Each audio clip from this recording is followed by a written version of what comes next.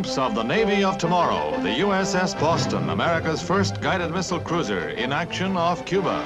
From below-deck magazines, its potent Terrier missiles are automatically positioned on launching racks.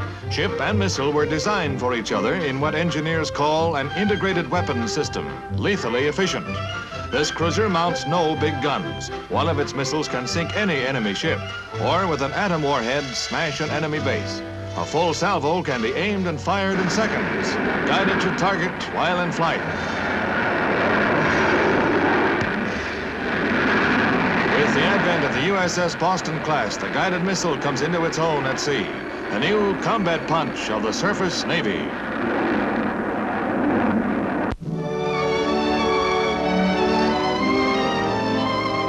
This is Hudsonville, Michigan, after the tornado. Hudsonville, worst hit by a two-day series of storms that struck with unpredictable fury across 14 states in the nation's midsection.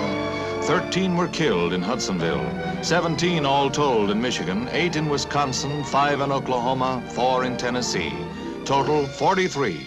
A massive cold front moving eastward triggered the treacherous twisters, killer winds that come with the spring. These were the worst in 36 years. The cold front also stirred up the worst dust storms within memory in West Texas and a crippling blizzard in the Dakotas. But the tornadoes were the worst. Ask the living in Hudsonville. They escaped with their lives, but not much else. Spring is a time of new life, but where a spring tornado strikes, death walks the land.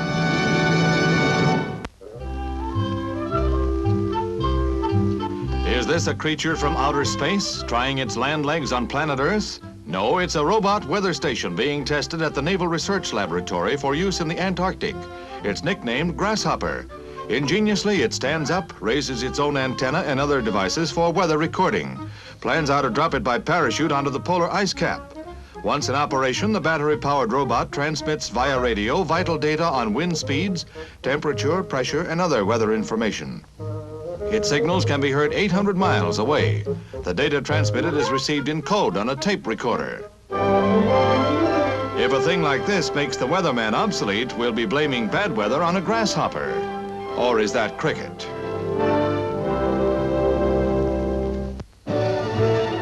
Ten horses of the United States Olympic jumping team are loaded aboard a transatlantic plane for their trip to Stockholm, where they will compete in June. Representing the United States are 4 riders: Frank Chapote, William Stein-Krause, the captain, Hugh Wiley, and Warren Wolford. Besides competing in the Stockholm Olympic events, the Grand Prix team will also be entered in subsequent meets in Copenhagen, Aachen, Germany, London, and Dublin before returning home. The valuable steeds are carefully secured in their stalls for the 15-hour flight. With many laurels to their credit, the flying horses and equestrians have high hopes of bringing an Olympic first home with them. Film star Grace Kelly, surrounded by a milling crowd, arrives to board the SS Constitution for her trip to Monaco and her marriage to Prince Rainier. Bedlam awaits her at the shipboard press conference.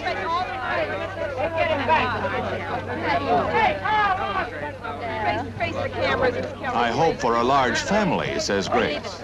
There'll be none of the wedding party. Oh, no, none at all. Miss Kelly, members of the crew of the yacht. No, I have never... I can't get a word in edgewise.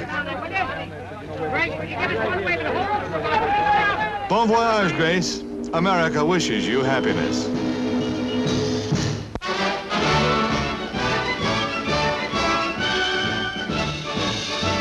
Doubly burdened by parachutes and bulky parkas, 700 paratroopers board their planes at Thule Air Force Base, Greenland, for exercise Arctic Night. It's a long way from home for the 82nd Airborne, winding up 2 weeks of sub-zero training and indoctrination with the 1st Airborne operation north of the Arctic Circle.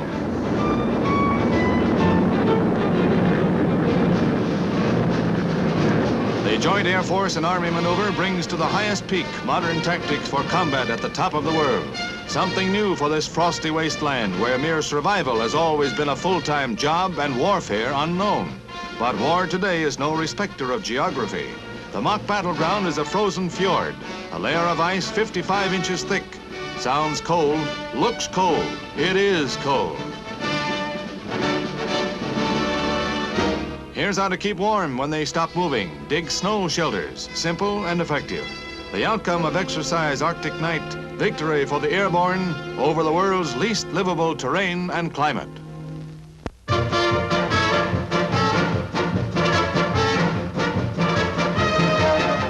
The greatest show on earth opens its 1956 season at Madison Square Garden with traditional gaiety and glitter and the breathtaking artistry of lovely Pinita del Oro, featured in the aerial ballet Mexicanorama.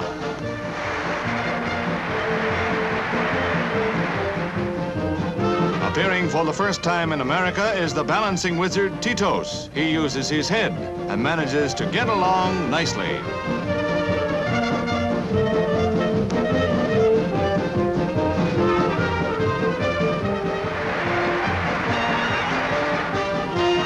Japan's Takeo Yosui scales the slack wire to the very apex of the big top. The climax, a death-defying slide for life, a highlight of the show. A new year and a new Ringling Brothers Barnum and Bailey circus carrying on in the grand old tradition.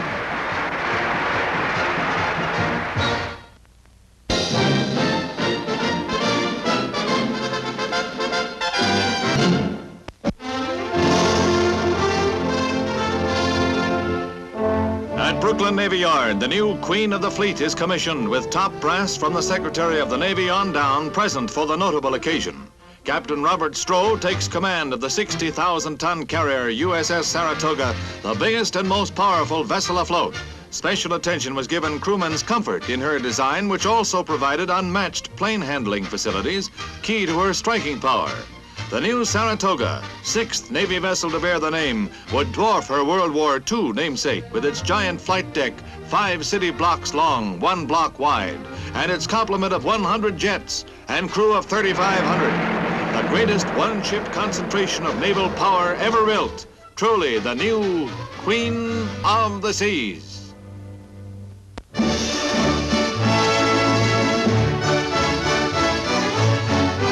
Prince Rainier's yacht bears his betrothed in triumph into the harbor at Monaco. A few hours earlier, Grace Kelly of Philadelphia and Hollywood stepped aboard the Deo Gigante from the liner Constitution, which carried her across the Atlantic. A picture queen who will become a princess greets her new subjects and is greeted by them in turn as she goes ashore to a tumultuous welcome. The little postcard principality wears its heart on its sleeve, its feelings expressed by 2 small monegasques offering flowers. From far or near, all eyes are on this old world city and its bachelor prince, who wooed and won him a leap year bride in the new world.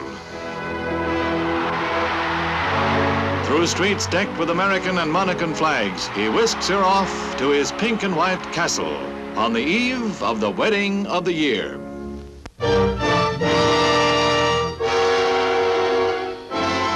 Famed Mount Etna, snow-covered, and during recorded history, one of the landmarks of the Mediterranean, comes alive again as guides from a safe distance watch the awesome spectacle of its eruption. Dormant for many years, it shoots streams of lava hundreds of feet into the air. There is reason for the apprehension, for in ages past, Etna has brought terror, death, and destruction in previous eruptions. But here, a howling blizzard also threatens a photographic party seeking to film the interior of one of the craters.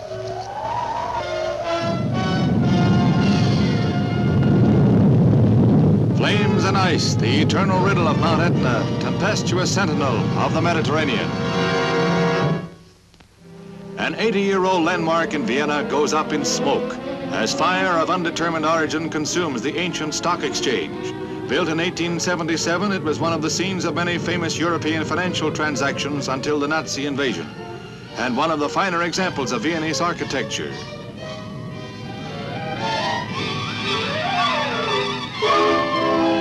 All through the night, the fire rages out of control, consuming the beautiful colonnades for which it was noted.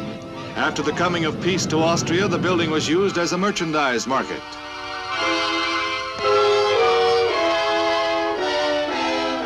Doomed to be demolished, the ancient building, scene of much 19th century history, leaves a void in Vienna's colorful downtown district. First look at the Starfighter, newest member of the Air Force's Century series of advanced supersonic combat planes. This is the F-104, powered by a new and more powerful jet engine. The Lance-like craft has other new features, among them the first downward ejection seat system for a production jet fighter. It flies on thin, straight, razor-sharp wings, this so-called aeronautical bolt of lightning whose operational altitude is the stratosphere.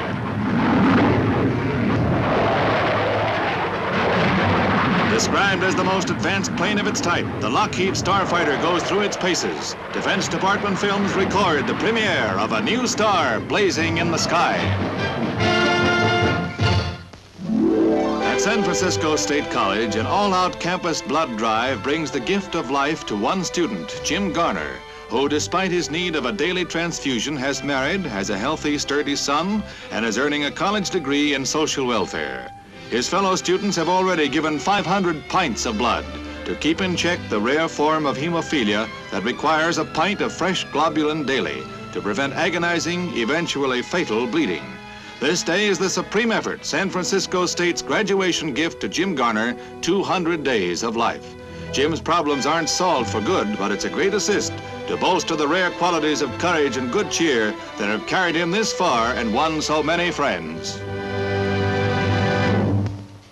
The Pan American Union pays tribute to the late Cordell Hull.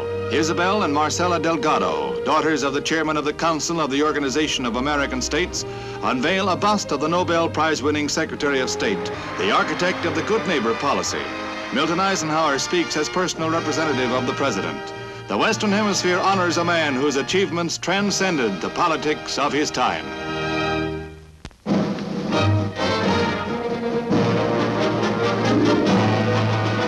8,000 fans in Tokyo's Metropolitan Gym see a thrilling wind-up of 10 days of table tennis. In the mixed doubles, an American team on the far side pulls the big surprise of the World's Championship. Point for the Americans. Their opponents are top-seeded Ivan Andriadis of Czechoslovakia and Ann Hayden of England. That's mixed doubles indeed. 17-year-old Erwin Klein of Los Angeles and Mrs. Leah Newberger of New York are the only Americans to win a cup during the 10-day tournament. Set and match point coming up. When the British gal's return misses the table, it's all over but the shouting and the hugging. In Tokyo, New York loves Los Angeles. They coast to coasted to victory.